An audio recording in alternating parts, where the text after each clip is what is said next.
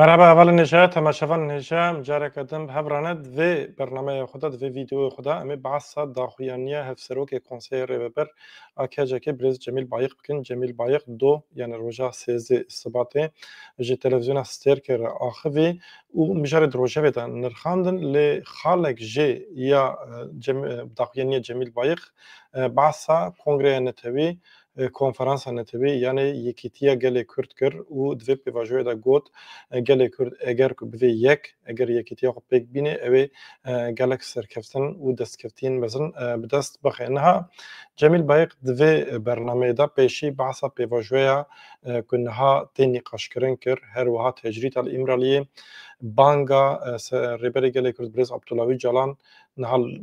herkes dünya bende ki rebere gele Kürt brez Abdullah Öcalan bange ki bike u dve bangeda jbo ku perskreka Kürt li Türkiye u li tevahiya rojilata navîn biriya siyasî û aştiyane were çareser kirin brez Abdullah Öcalan dixwaze pêvajoyek nû bide dest pêkirin ji bo vî tiştî hewldanên wî xebatên wî henin Cemîl Bayek jî behsa vê mijarê kir got rebere gelê Kürt brez Abdullah Öcalan bi dehan salan e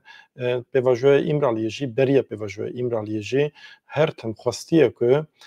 pirsgirêka Kurd bi rêya siyasetê bi rêya demokrasî û aştî were çareserkirin lêbelê dewleta Tirk her tim pêşî li vî tiştî girtî pêşiya van pêvajoya xitimandî ji ber vê yekî ev pêvajoya hetanîn hev ser neketine dewleta Tirk li hemberî gelê Kurd terorê meşandiye niha jî terorê didê meşandin lêbelê rêberê gelê Kurd Abdullah Öcalan dixwaze vê carê vê pêvajoyê bi ser bixe vê pêvajoyê kûrtir bike ji bo ku di rojhilata navîn a nû da Kurd jî bivin xwedê statûyekê ne tenê Kurd hemû gelên rojhilata navîn hemû mirovahiyê ji vî tiştî sûd werbigire Cemîl Bayek wiha got lê got muqabilê vî tiştî dewleta Tirk hetanî niha gavên pêwîst navêtê di nava dewleta Tirk da di beş hene beşek jê dixwaze ku pirsgirêk bi rêya siyasetê û hiqûqê were çareserkirin ev beş qels e zayîf e lê divê ev xwe xurttir bike û gavê pêwîst babêje beşa duyem jî beşek din jî naxwazin ku ev pirsgirêk bi rêya siyasetê û hiqûqê were çareserkirin ev beş ê dewleta Tirk xurt e û AKP pêşengiya vî beşî dike yanê got AKP niha naxwaze ku pirsgirêk bi rêya siyasetê û hiqûqê were çareserkirin tenê bi rêya şîddetê dixwaze çareser bike rêya şîddetê û şer bidomîne daxuyaniya herî yek daxuya axaftinên herî balkêşê Brez Cemîl Bayek ev bû berdewamiya xwe da got em tevgereke tecrübelî ne niha fikarê gelê Kurd henin û ji ber ku tecrübeyên berê hene ev fikar jî henin ev fikar jî xwezayî ne normalin lêbelê divê ev fikar bi tekoşînê werin tinekirin yani tenê fikar bikin û her mala xwe rûnê nabe divê tekoşîn were kirin ji bo ku ev pêvajo bi ser bikeve di daxuyaniya Brez Cemîl Bayek da hat gotin ku rêberê gelê Kurd Brez Abdullah Öcalan dixwaze pêvajoyek ji nû ve sazkirinê ji nû ve avakirinê were pêşxistin û ew li bendê ne ku ev pêvajo were dest pêkirin lê ji bo ku pêvajo were dest pêkirin jî divê rêber Abdullah Öcalan azad be di nava şert û mircê azad da xebatê xwe bidomîne got niha dest û lêngî wî girê de nevî avêtine hewizekê dibêjin tê de hereket bike lê ev nemimkin e yani şert û mercên İmraliyê lazim e werin guhertin û rêberê gelê Kurd Brez Abdullah Öcalan ji di nav şert û mercên azad da xebatê xwe bidomîne eger ku ev şert pêk tên şansê pêşxistina vê pêvajoyê jî nîne niha di vir de Cemîl Bayek demek hemî pêvajoyan rixand behsa çûyîna heyeta İmraliyê a Dem Partî ji bo Başûrê Kurdistanê ji ber ku heyet ew ê biçe û li wê derê li Hewlêr û Silêmaniyê Brez Mesûd Barzanî û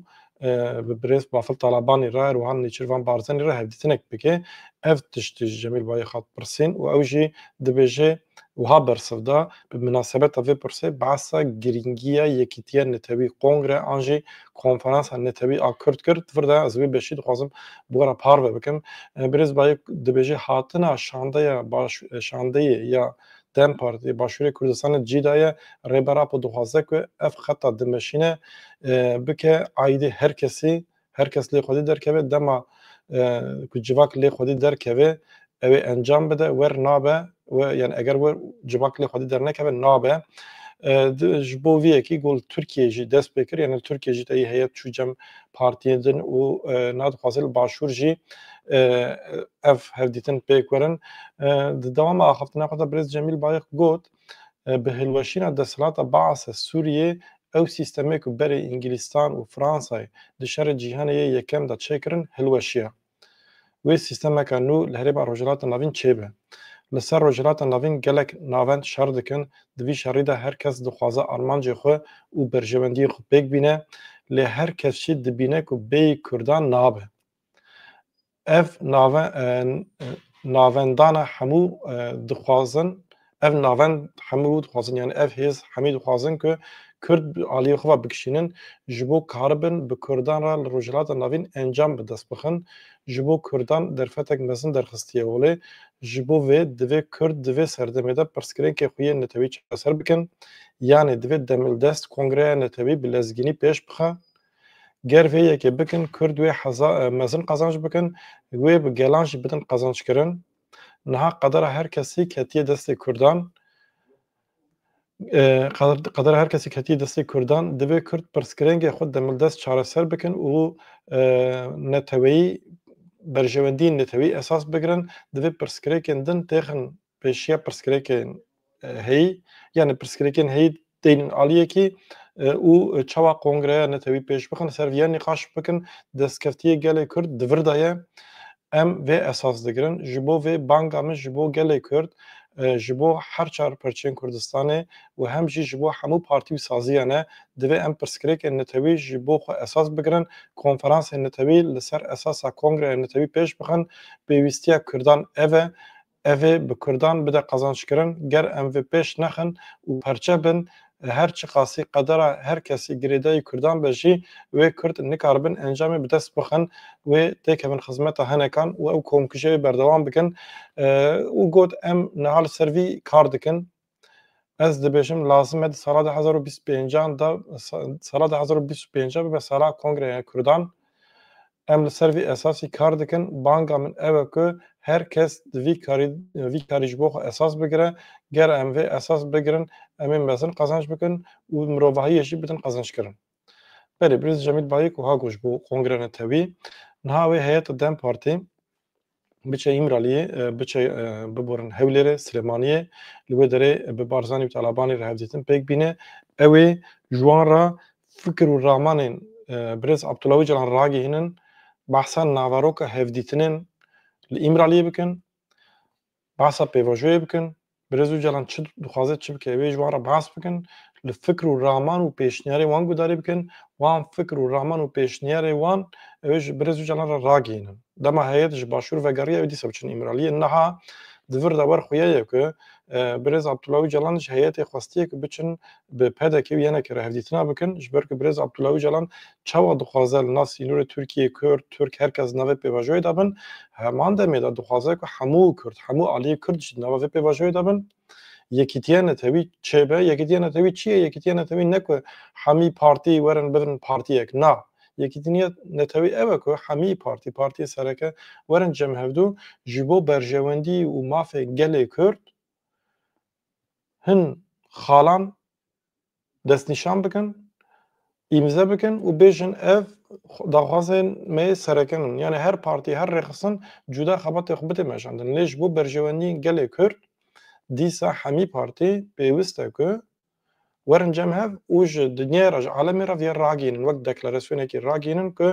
Kurd li ser daxwazên xwe yên netewî bûne yek. 2013 û 15 de jî Birêz Abdullah Öcalan xwest vêya pêk bîne lê pêk nehat sistemê wî cuda niha divê pedeke jî yeneke jî hemî partiyê din jî êdî vê firsendin nerevin nedin revandin yani. Ji ber ku gelê Kurd çavê gelê Kurd niha li ser partiya ye û di vê pêvajoyê de eger ev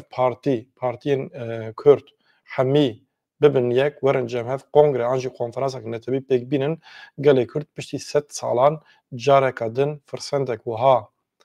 bi dest xistî divê ev firset neyê kuştin, neyê hebakirin, neyê windakirin ev jî di destê pêşeng û partiyan de ye هێویدارین ku hemû partiyên Kurd û Kurdistanê êdî li gorî vê demê, li gorî rihê vê demê, gorî hesasiyeta vê demê tev bigerin vê gavin min xêr û xweşiyê de êvar baş.